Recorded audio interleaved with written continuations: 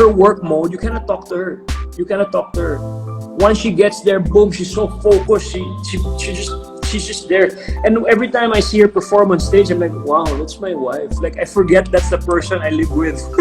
Yes, yes.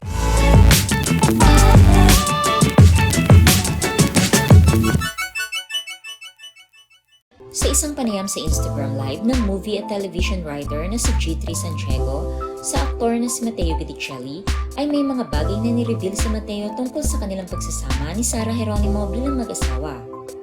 Ilan sa mga highlights ng nasabing pakikipanayam ay hindi na nag-aksaya si G3 ng pagtatanong tungkol sa buhay ni Matteo kung ano ang pakiramdam na maging asawa ng isang popstar royalty na si Sarah Geronimo. Ayon kay Matteo, ay bawat araw ay pinapangarap niya na makasama si Sarah. At matapos ang 6 na taon ay ito na ngayon at natupad na magkasama silang bumubuo ng kanilang pangarap. When was the first time that you realized that this girl was somebody special? When back in the ABS-CBN days na she would all just walk in the corridors going to ASAP, mga ganyan, oh, see her, I just wave, hello, that's Sarah. You know, it was very, very hard to actually approach her because there's so many people around her. And then I remember one time she had a concert in Batangas, and I really went. I went to Batangas, and the vice president of Popstars or something was somebody that worked for Joji Dinko. So I let them organize, like, can I go backstage? Can I get a picture with her, etc. All that stuff. And we actually did. We did that, and from up to today, we have that picture. And I actually sat with the Popstars in front. We watched the show, and then I left, and it was crazy. And sabi ko, wow, I really want to get to know this girl more. And Billy Crawford was the way in, and I went to Cebu when they had a show in Cebu, but it was very difficult, G3. And then later I had to go to college. I left for college. Sabi ko, I'm never gonna see this girl again. So our connection's done. So nag-feeling lang ako may connection, pero wala, because she didn't know. She didn't know. So when I got back from college, my manager Georgie calls, Matt, you're gonna be guesting in Sarah Geronimo's concert in America. In America. She's like, okay, wow, let's go, let's do this. So we went. When we were in the States the whole time, I was the biggest torpe in the world. Like, I was the biggest torpe in the world. But you were. Yeah, super. My gosh. And after that, yun na yun. I started courting her when we went back. How do you feel about being the husband of, like, the woman that everybody looks up to? Like, I look up to her. I'm a popstar officially. How do you feel about being her husband? How do I feel about being her husband? I guess every single day is a dream, G3. Yes. Up to now, every time we get off the car, every time we go to bed, every time we wake up, every time we have breakfast, I'm like, oh my gosh, it has happened. After 6 years, we're actually driving a car together. We're actually having breakfast together. We have a home together, and we're building a future together. I mean, it's incredible. G, if you just know, it's just incredible. And I really believe if something's really meant for you, it will happen. It will happen in God's time. It will happen for the right reasons, if you have the right reasons. I really believe if there's an objective you wanna go to and achieve, you really have to have that honest reason in your heart on why you want to do it. Because if you have like some malice or iba-ibang gusto mo, it's not gonna happen. You really have to have that honesty in you. Inireveal din ni Matteo kung ano ang ugali ni Sarah bilang isang performer. Ayon kay Matteo, ay perfectionist si Sarah pagdating sa kanyang mga performances. Inihayag din ni Matteo kung gaano ka-focus si Sarah pagdating sa trabaho. Why do you think that of all the people that tried to pursue her, I feel like you were the one that succeeded? Why do you think you have, what quality do you think that you possess that made you succeed in terms of, like, you know, ending up with her? Kasi everybody wants to, I mean, kaming lahat ng popstar gusto nila the perfect person for her. Why do you think you were the one that succeeded actually? Wow, though I'm so far from perfect, G3. You're so perfect. No, every single day I always, I try to be the best for her, and you know what I'm very proud of Sarah G3 is that she is a woman now, and she is really something. She's amazing that she bakes, she cooks, she does all these things on her own, and she herself, sabi ko, wow, I'm actually doing this. You know what I'm extra proud of her, G3, is that, okay, if it wasn't for E6UM for this whole thing, going to ASAP, should be in the studio a few days before, rehearsing, recording, etc., with a sound engineer and everything. But now we don't have the liberty of doing this, doing that. For 2 days, G3, she's been inside. We have a studio here. She's been inside the studio for 2 days. She'd only come out for a meal. She's recording for her ASAP. That's why she's so good at what she does, because she's a perfectionist. She wants everything. People don't know this. When she just goes out there, yeah, she's good. Yeah, wow, magaling. But people don't know how hard she works to perfect a song number, or So that's really great. I'm very, very proud of her. She's by herself. She's her own engineer right now. She's doing her own thing. So grabe, kung alam nyo lang, kung alam na ng mga tao ba na how hard, how passionate she is, and it's incredible because her work mode, you cannot talk to her. Once she gets there, boom, she's so focused. She's just there. And every time I see her perform on stage, I'm like, wow, that's my wife. Like, I forget that's the person I live with. Yes. Samantala, ikinwento din ni Matteo kung paano siya nag-propose kay Sarah. Proud din na inireveal ni Matteo na ang unang singsing na ibinigay niya noong mga oras na nag-propose siya kay Sarah ay ang singsing ng kanyang lola.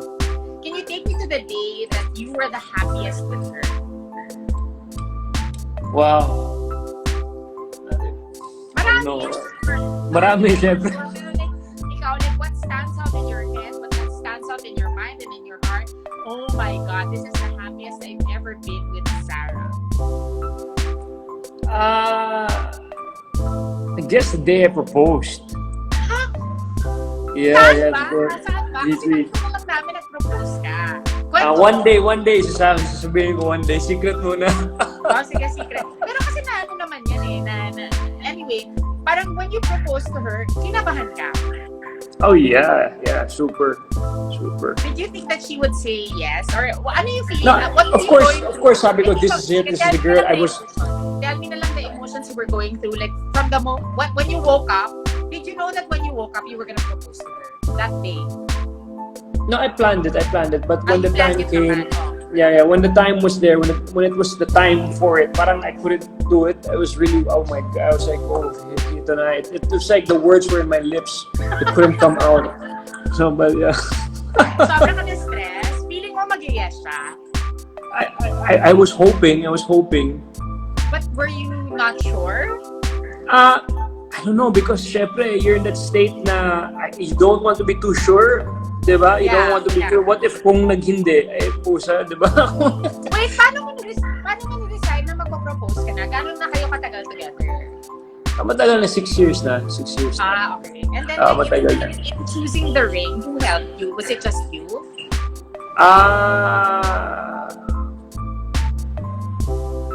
Paano ba? Saan mo binili yung ring?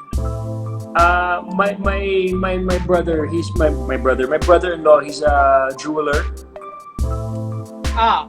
So he fixed up the ring. But I don't know if I told anybody this, but the first ring was my grandmother's ring. Oh my God, heirloom. Yeah. And that first ring, I guess I'm proud of it. I'm very proud of it. That the first ring was my nona's ring, my grandmother's ring, my Italian side, and I'm very proud. This is the first time saying this, but I'm very proud. It did not need readjusting or anything. It was perfect. Sakto. Tinanong din ni G3 si Matteo kung sino si Sarah bukod sa pagiging isang sikat na singer-actress na nakikita at alam ng lahat. Ayon kay Matteo, sa loob ng 6 na buwan nilang pagsasama ay wala siyang mahihiling pa dahil isa daw kahanga-hangang asawa si Sarah. Very talented at matalino. Nagkaroon man daw sila ni Sarah ng hindi pagkakaintindihan, pero at the end of the day ay nagiging maayos sila. So, apart from the star that she is, what is Sarah Geronimo? who is Sarah Geronimo? Wow. Sarah's an amazing. You as the person that loves her the most. Sarah's an incredible wife, G3. I cannot ask for more. A lot of people before getting married were like, what if she's like this? She's never done this. She's never done that. But you know what? You never know until you're there, kumbaga. And this is just the beginning for us. We're just married 6 months. But her growth. I mean, she's an incredible, talented person. She's brilliant. She knows it. She knows what she wants in her heart, and I'm really happy that she's actually doing what she wants. And she, like, for instance, before she'd wake up at 9, 10 a.m. Now she's up before me, 6 a.m. She's already up. I'm like, love, please sleep so I can have my alone time. I can work out for a while. But no, she enjoys it. She enjoys getting up. She enjoys different things. She's incredible, and she's just a great person, G3. I mean, nobody's perfect, but of course we have our arguments here and there sometimes. All that, I think that's all natural, normal. But in the end of the day, what's important is that you guys see eye to eye, and you know we're husband and wife. You know na kumbaga, she's my partner, I'm her partner, and we do decisions together. Nagbigay din si Matteo ng advice sa mga taong gustong ipaglaban ang kanilang mga minamahal. At sa huli, sinabi ni Matteo na marami silang discover at natutunan ni Sarah sa isa't isa sa araw-araw na magkasama sila bilang mag-asawa. So what advice can you give to all of your followers and all of your fans when it comes to love, when it comes to fighting for love? Because you have fought long, hard, and persistently to get the love that you have now. My advice, G3, was just whatever you do, especially when you're in love with somebody, you must be honest, you must be true, and you must do everything and anything with a pure heart. Kumbaga, if you're doing something with the second thoughts or with a different agenda that you want to benefit from, etc., I don't think you will accomplish whatever you'd like to accomplish in a satisfying way. In the end of the day, you really have to go in there to for both of you. It's not just about you, you know. And you have to do it in the honest way. You cannot hide anymore. You cannot cover. You just have to be honest. So just be honest. That's very, very important, G3. No, for me. As a final question, what is the best thing about being married to Sarah Geronimo? So what do you feel most grateful for being with her, your wife, all the time, like 24/7? What makes you lucky to be the husband of Sarah and G? We're learning about each other, about life, about everything about each other. The smallest things to the biggest things, about adulting to the craziest things. We're learning, and every day is a learning process. No? And about work, about everything, G. That's what makes it so interesting. And we disagree sometimes, but at the end of the day, we always bring at the point we look eye to eye and say, okay, we have to compromise. We have to look in a compromised situation or a compromised solution always. But this is the first time we're living together, so everything's new to us. Everything's very new to us. Very masaya. Just to see her do all these things she's never done before, it's amazing. Thanks for watching. Please like, comment, and subscribe.